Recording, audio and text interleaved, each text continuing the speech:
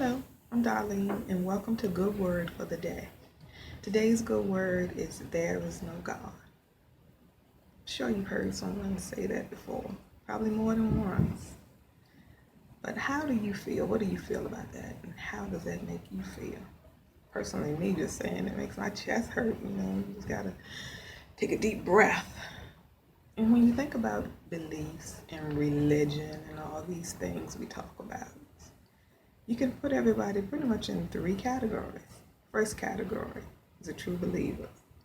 Those people who love the Lord. Those people who have had a personal relationship with the Lord. They have asked Him to forgive them of their sins. They are on the right track, and they are just dying daily to themselves and being what God wants them to be. They go to church, they read the Bible, and they try to abstain from sin. They're trying to go on the right path each and every day and telling others about Jesus. So that's the first category. Second category is the higher power people. They're good people. Some people on your job, they're nice. Most of the time they're nice. They don't bother anybody to a point, and they just feel everything is okay. Whatever you want to do, that's fine. Whatever you want to do, that's okay. And you might hear them say things about something good happened. They'll say the universe did this, or I believe in a higher power. So that's the higher power category. Third category. This category. First category needs to pray for category number 3. Third category is there is no God. Totally don't believe in anything spiritual. They don't want to hear it. They just have a different set of beliefs that I guess they're their own God. I'm not really sure how they feel about that. But anything about the Lord, they dispute it. They'll say the Bible has so many contradictory verses. They'll say that Jesus, anything is impossible for all the things we say that Jesus died, rose again, Jesus can save us from our sins. They don't want to go for any of that. They just, they don't want to hear it. So that's that category. But when you think about that, how do we navigate through that? Those people who say they don't believe at all. I want you to go out your window. Look out your window. Right now it might be all nice and calm and cool. But one day you're going to go out there, something's going to be happening, calamity, any kind of thing is going to be falling apart. It's going to be only God that can take care of that. But if there's no God, we are in trouble. Then once you get out your window, I want you to go to your TV. You have cable, you have a gazillion channels. Turn them on to see what's going on those channels. And what's happening reflects what's going on in our world today. Probably dangerous to leave your children alone watching television now. But if there's no God, we're in trouble.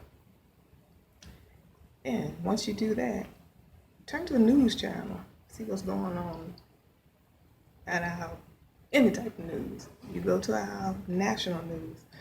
Oh my gosh. We see what's going on in Congress, in Senate, in the White House. If there's no God, we are most definitely in trouble. But we're lucky that, we're not even lucky. Let me take lucky out of the equation. We're blessed because God is real and it's true. And I guess the first verse of the Bible says, I just forgot the first book of the Bible.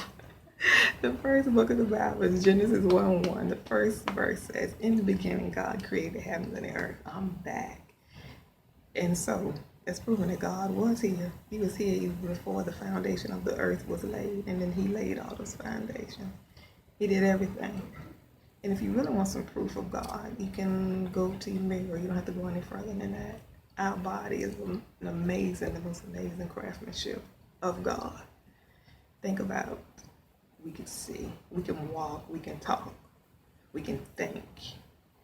All these technological advances we have YouTube and Facebook, all these things that people have made and created with their thoughts. Because of God, He allowed them to do that. So that is truly a blessing. So what does God say about people who say He doesn't exist, He's not real?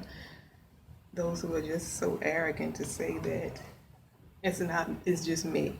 Because pretty much that's what you're saying when you say there's no God. I'm my own God. I'm me. It's just me. That's scary. But what God says is, I'm going to go to my phone and I'll read this verse to you. What God says about that.